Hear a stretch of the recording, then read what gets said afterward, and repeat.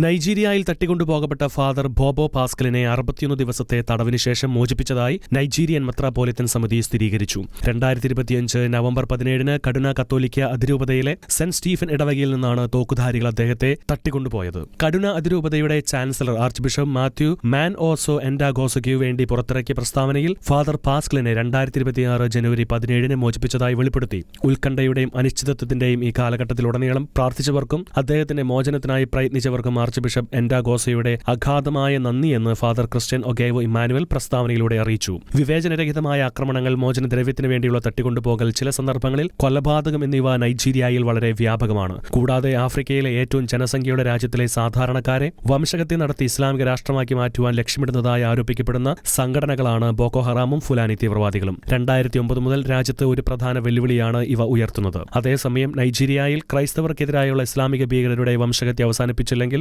കടുത്ത സംഘടനം നടത്തുമെന്ന് American president Donald Trump പറഞ്ഞിരുന്നു. മാത്രമല്ല 2025 ക്രിസ്മസ് ദിനത്തിൽ US നൈജീരിയയിലെ തീവ്രവാദ കേന്ദ്രങ്ങൾക്ക് നേരെ ബോംബിടുകയും ചെയ്തിരുന്നു.